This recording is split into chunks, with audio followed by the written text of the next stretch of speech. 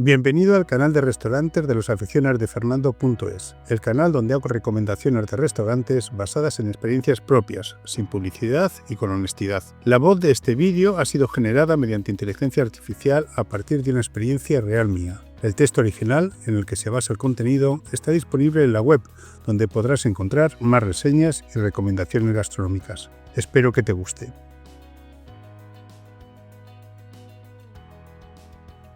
Bueno, hoy os traigo una de esas recomendaciones que hacen una ilusión tremenda.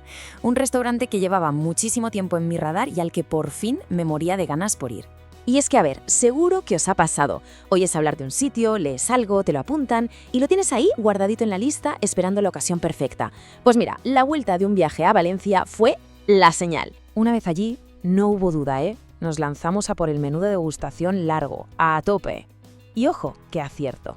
Un pequeño detalle, no me dieron el menú por escrito, así que todo lo que os voy a contar ahora sale directamente de mi memoria.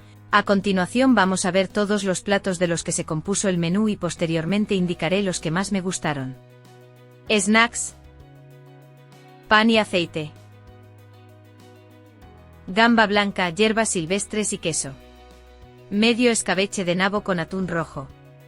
Bacalao frito coliflor. Sorbete de pebre en salmuera. Calamares y guisantes lágrima. Mero asado, esencia de arroz a banda y su patata. Codorniz, boniato blanco y lechugas. Postre de pomelo, clementina y azafrán. Pan tostado, vainilla y sal. Mousse de chocolate con trigo sarraceno. Y ahora sí que sí, agarraos que empieza lo bueno de verdad. Siempre hay platos que se te quedan grabados a fuego, ¿verdad? El guiso de sepia con su tinta y bufa, increíble. Luego el medio escabeche de nabo con atún rojo, una combinación que dices ¡wow! Y los guisantes lágrima, mirad, venían con unos calamares, pero es que los guisantes estaban tan buenos que casi eclipsaban todo lo demás. Una delicia. Pero esperad, porque lo mejor de lo mejor todavía estaba por llegar. A ver, ¿qué os digo de la codorniz? Es que sobran las palabras. Fue sencillamente espectacular, así en mayúsculas. De verdad, una auténtica maravilla. Vale, parad máquinas un segundo, que con la emoción de la codorniz casi se me va el santo al cielo.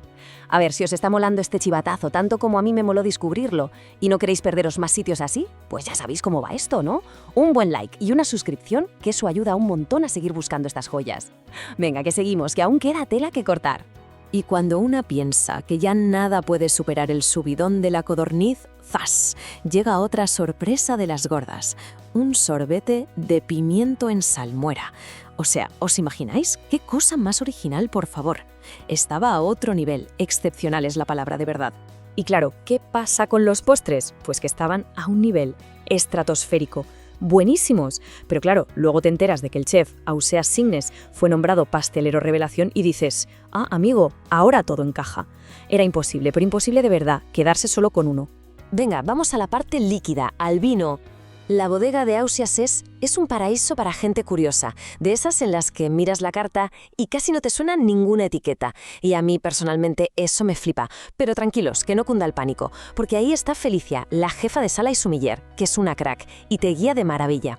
Nos animamos con dos blancos. El primero, Matas Altas, de Bodegas Cerrón. Un vinazo, de esos de culto, súper elegante. Me gustó mucho, sí. Pero hay amigos que luego llegó La Escribana, un vino de pasto de Jerez de Luis Pérez. Es que a mí todo lo que hace esta gente me suele volver loca, y este blanco me encantó. Directamente, una pena que sea casi imposible de encontrar. También cayó un tinto, un tal Viruxe. Muy fresquito, muy ligero, de este estilo que se lleva tanto ahora. Y oye, estaba rico, pero siendo totalmente sincera, para esa codorniz tan potente, aún le pide el cuerpo algo un poquito más de toda la vida, ¿sabes? Con más cuerpo. Y bueno, llegamos al momento que seguramente se esté esperando, la cuenta. El total por cabeza, con todo, el menú largo, los vinos que os he contado y la propina. Todo incluido fueron 130 €. Y la pregunta del millón, ¿los vale? Y la respuesta es un sí, así en mayúsculas, los vale cada céntimo.